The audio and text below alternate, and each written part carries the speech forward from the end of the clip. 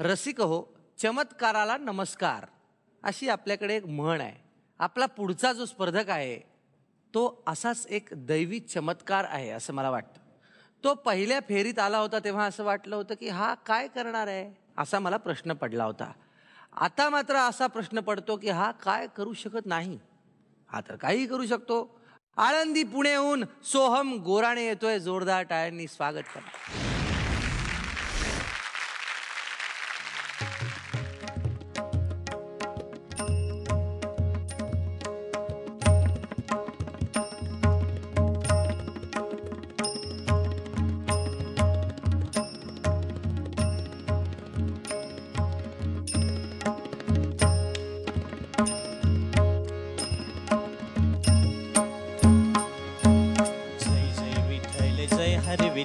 जय जय विठ्ठल, जय जय विठ्ठल, जय हरी विठ्ठल, जय जय विठ्ठल. दिंडी चालली चालली, दिंडी चालली चालली, विठ्ठलाच्या दर्शनाला, विठ्ठलाच्या दर्शनाला.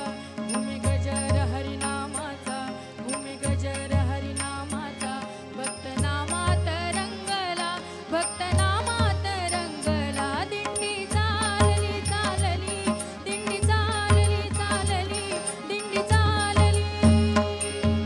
ज्ञानोबा माऊली तुकाराम, ज्ञानोबा माऊली तुकाराम. ज्ञानोबा ज्ञानोबा ज्ञानोबा माऊली तुकाराम. ज्ञानोबा माऊली तुकाराम. ज्ञानोबा ज्ञानोबा ज्ञानोबा माऊली तुकाराम. ज्ञानोबा माऊली तुकाराम. ज्ञानोबा माऊली तुकाराम.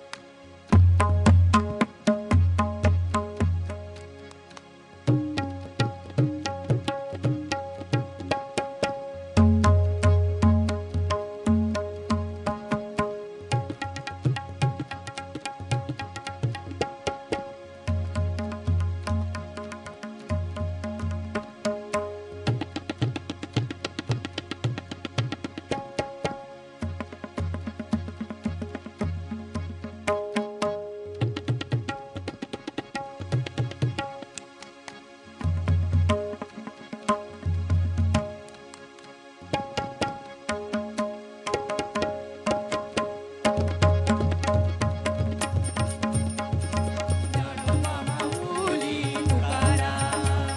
ज्ञानोबा माऊली तुकाराम.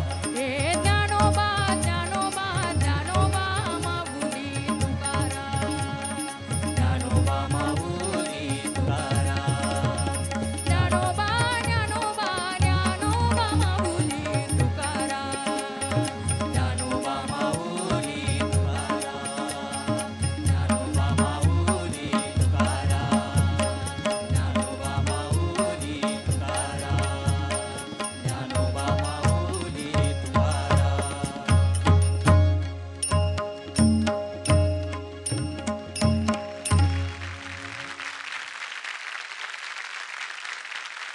माऊली नमस्कार. कस काय बरं आहे का? हा आज काय घेऊन आले तुम्ही? हे काय म्हणता त्याला? बकवास हा बकवास बकवास. सोहम एकटाच वाजव ना थोडा वेळ. वाजव.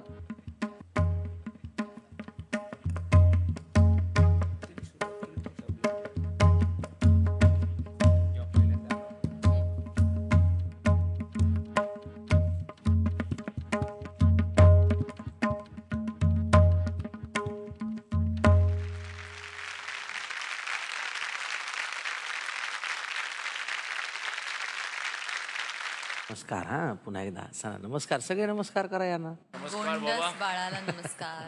प्लीज काय आहे की मी वाचलंय म्हणजे ते खूपच आपण म्हणतो की काहींना देवासारखी माणसं आशीर्वाद देतात आणि ती माणसं सुद्धा त्या फील्डमध्ये देवाचंच काम करतात.